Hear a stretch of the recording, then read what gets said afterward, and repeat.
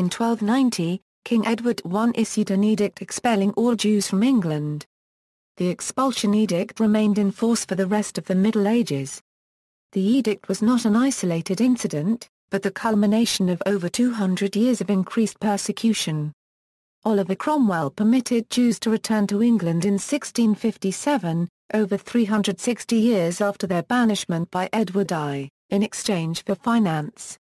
Build up to expulsion, the first Jewish communities of significant size came to England with William the Conqueror in 1066. On the conquest of England, William instituted a feudal system in the country, whereby all estates formally belonged to the crown. The king then appointed lords over these vast estates, but they were subject to duties and obligations to the king. Under the lords were further subjects such as serfs, who were bound and obliged to their lords, and their lords' obligations. Merchants had a special status in the system as did Jews. Jews were declared to be direct subjects of the king, unlike the rest of the population. This was an ambivalent legal position for the Jewish population, in that they were not tied to any particular lord, but were subject to the whims of the king. This could at times prove advantageous and at other times disadvantageous. Every successive king formally reviewed a royal charter granting Jews the right to remain in England. Jews did not enjoy any of the guarantees of Magna Carta of 1215.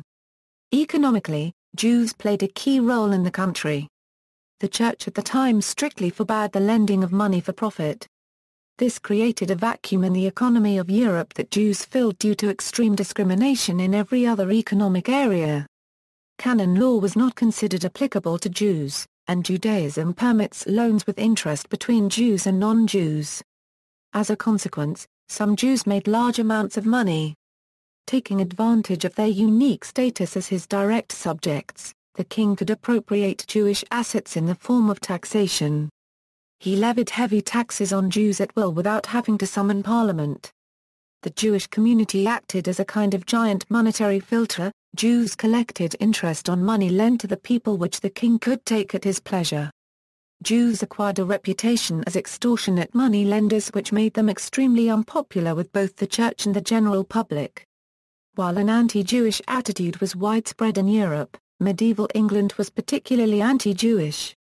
An image of the Jew as a diabolical figure who hated Christ started to become widespread, and anti-Semitic myths such as the tale of the wandering Jew and allegations of ritual murders originated and spread throughout England, as well as Scotland and Wales.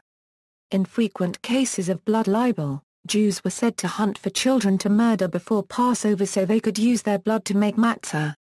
An anti-Jewish attitude on a number of occasions sparked riots where many Jews were murdered, most notably in 1190 when over 100 Jews were massacred in the city of York.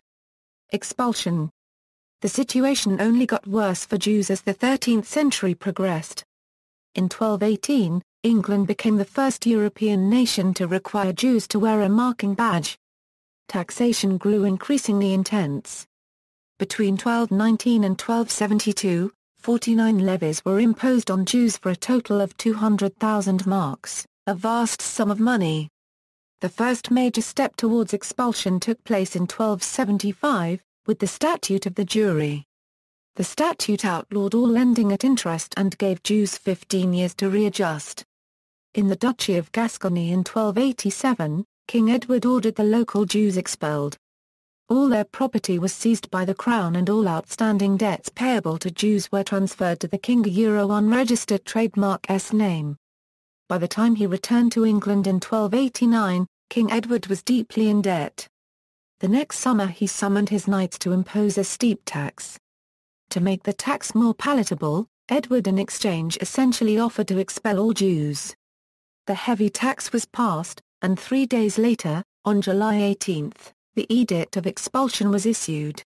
One official reason for the expulsion was that Jews had declined to follow the Statute of Jury. The Edict of Expulsion was widely popular and met with little resistance, and the expulsion was quickly carried out. The Jewish population in England at the time was relatively small, perhaps 2,000 people, though estimates vary. The expulsion process appears to have been relatively non-violent, although there were some accounts to the contrary. One perhaps apocryphal story told of a captain taking a ship full of Jews to the Thames, en route to France, while the tide was low, and convincing them to go out for a walk with him. He then lost them and made it back to his ship quickly before the tide came back in, leaving them all to drown. Many Jews emigrated, besides France and the Netherlands, to countries such as Poland, which at the time protected them.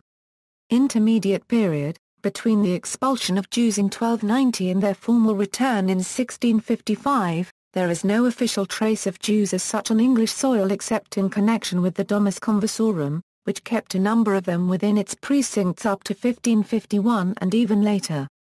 An attempt was made to obtain a revocation of the Edict of Expulsion as early as 1310, but in vain. Notwithstanding, a certain number of Jews appeared to have returned. For complaints were made to the king in 1376 that some of those trading as Lombards were actually Jews.